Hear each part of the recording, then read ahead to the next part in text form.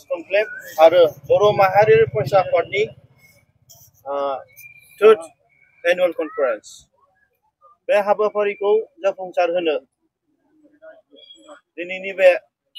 बेंटलनि जांख्रिखां फोथाराव जितु बे स्टेज एबा बे पेन्डेलखौ जोङो ओपनिं खालामनायनि आगोल जिहेतु जोंहा दिनै मेन गेट पेन्डेल दङ बे मेन गेट पेन्डेलखौ ओपनिं खालामनो थाखाय बेयावनो नुजाफैनो हानाय जोंनि माननि आलासि मानगोनां बड'लेण्ड जनजाति सोद्रोमसा मंचनि वर्किं प्रेसिडेन्ट दावग्राव दैखेब नार्जारी सार आरो बेजों लोगोसे बे हाबाफारियावनो नुजाफैनो हानाय अल बड' सिनियर सिटिजेन्स फरामनि मानगोनां गाहाय नेहाथारि मानगोनां अमर सिंह ब्रह्म सार आरो बेयावनो नुजाफैनो हानाय जोंनि बे हाबाफारिनिनो रिसेप्शन कमिटिनि मानगोनां चेयारमेन नबिन इस्लारि सार आरो बेजों लोगोसे बिनिनो आरसि कमिटिनि चिफ कनभेनार मानगोनां दुलाचरन बसुमतारी सार आरो बेजों लोगोसे गासैबो आरसि कमिटिनि मेन बिबानगिरि नोंथांमोन आरो बे हाबाफारियावनो नुजाफैनो हानाय बर' माहारियारि फरायसा आफादनि मानगोनां जागायजेननायनि जे हाबाफारि बे हाबाफारिखौ नैबे जोंनि मेन गेट पेन्डेल मेन गेट बेखौ ओपनिं खालामनायनि गेजेरजोंनो नैबे हाबाफारिया जागायजेनसिगोन आरो दिनै बर' माहारियारि फरायसा आफादनि थर्ड एनुअल कनफारेन्सजों लोगोसे फर्स्ट ट्राइबल पिपल्स कनक्लेव जाय बे हाबाफारिनि गेजेरजों बर' माहारियारि फरायसा आफादा गासैबो रायजो राजा गासैबो बर'नि मेलेमजिबि बुद्धिजिबि फरायसा मोनफ्रोमबो बर'नि सेक्सननि दिनै बर'नि सुबुंफोरखौ लानानै फैबाय थानाय समाव बर' हारिनि देरसिन सिमां आलादा रायजो सोरजिनायनि थाखाय जि बर' माहारियारि फरायसा आफादा जानजि खाफ्राबाय बेखौ मोगथां महर होनो थाखाय दिनै बे मनसुनि कनफारेन्स एबा फर्स्ट ट्राइबल पिपल्स कनक्लेभआव जों सावरायनाय जागोन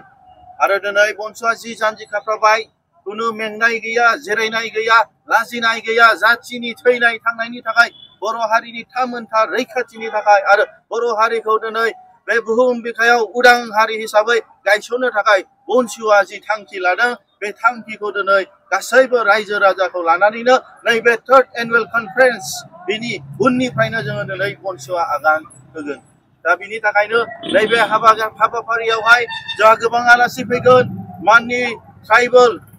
दैदेनगिरि बिथांमोना फैगोन आरो दिनै बर' हारिखौ मोजां मोननानै बर' हारिनि गोबाव सम सोमावसारनाय आलादा रायजो बड'लेण्ड सेपारेट स्टेटखौ मोजां मोननानै थुलुंगा होनो थाखाय दिनै गोजान गोजान गुबुन हारिनि गुबुन जायगानि गावबागाव देश बिग्रा दिनै बिल प्रदेश बिग्रा दिनै मिथिला हादोर बिग्रा बिथांमोननि फरायसा आफादनि दैदेनगिरि बिथांमोननि दिनै लकसभानि एमपि एमएलए बिथांमोना दिनै जोंनि बे हाबाफारियाव नुजाफैगोन आरो बेजों लोगोसे सारा नर्थ इस्टनि ट्राइबेलनि स्टुडेन्टस नेता दैदेनगिरि आरो ट्राइबेलनि दिनै लिडार्स बिथांमोना दिनै बे हाबाफारियाव नुजाफैगोन बेनि थाखायनो जोंहा दिनै गौरब आरो बे मोनसे जारिमिनारि सान बे बर' हारिनि गेजेराव गिबिसिन गासैबो ट्राइबेल लिडार्स ट्राइबेल फरायसा आफादखौ लानानै बर' हारिखौ बर' हारिनि सिमां आलादा रायजो सोरजिनायखौ जाफुंसार होनो थाखाय बिथांमोनखौ क'अपारेसन बिथांमोननि सापर्ट दिनै जोङो बिथांमोनखौ जोंनि जानानै सलिडारिटि होनो थाखाय मनसुनि डिमान्डखौ एबा बर' हारियाव बाहागो लाबोबाय नाथाय दिनै मोनसेबो हाबाफारिया दिनै मोगथां महर मोनाखै गोबाव सम दिनै आलादा रायजो होनायनि अनगायै आसाम सरकार आरो भारत सरकारा फिसा फिसा जोंनो काउन्सिल होदों जेरै 93 आवहाय बिएसि होदों 2003 आवहाय 2003 आवहाय दिनै बिटिसि होदों 2020 आवहाय दिनै बिटिआर होदों नाथाय मोनफ्रोमबो काउन्सिला बर' हारिनि गांनाय उखैनायखौ सुफुंनो हायाखै बर' हारिनि थामोनथा रैखाथिनि थाखाय मोनसेबो खामानि मावनो हायाखै आरो आलादा बर'फोरनि उदां रायजो बिनायनि थाखाय मोनसेबो खामानि मावनो हायाखै गतिके दिनै नैबे जोंनि मनसुनि ब्रैथि खेब फोर्थ फेज अफ बड'लेण्ड मुभमेन्टनि गेजेरजों दिनै नाथाय बर' हारिनि दिनै सिमाङा मोगथां महर होनो थाखाय एबा जाफुंसार होनो थाखाय नोंथांमोनखौ आं गुरैयैनो खावलायहरदों आरो नोंथांमोनखौबो बे हाबाफारियाव गोसो गोदोमै जातिनि सार्थआव बर' हारिनि सार्थआव आरो आलादा रायजो सिमा सोरजिनायनि जि सिमां बेखौ मोगथां महर होनो थाखाय नोंथांमोनाबो लोब लोब फैनानै बाहागो लानो थाखाय आं नोंथांमोनखौ गुरैनो खावलायहरनाय थाबाय। दिनैहाय बर' माहारियारि फरायसा आफादनि जि मोनसे थांखि आरो जि मोनसे मिजिं बेखौ जों जाफुंसार होनो थाखाय गोदान गोदान बर'नि लाइमोनफोर रोंखानाय राखानाय जाय गोरों गोरा दिनै गासैबो दिनै जोंजों फैनानै बन्धुजों फैनानै जातिनि थाखाय इयुन बर' फोलेरनि थाखाय इयुन बर' जोलै जेनेरेशन्सनि थाखाय दिनै जि खामानि मावनो ओंखारदों बे दिनै मोगथां महर मोननायनि जि लामायाव बे दिनै हाबाफारिया जोंनि बे बनसुनि थर्ड एनुवेल कनफारेन्स आरो बे फार्स्ट ट्राइबेल पिपल्स कनक्लेभनि गेजेरजों जानो थांगासिनो। गतिके आं खेबसेबाव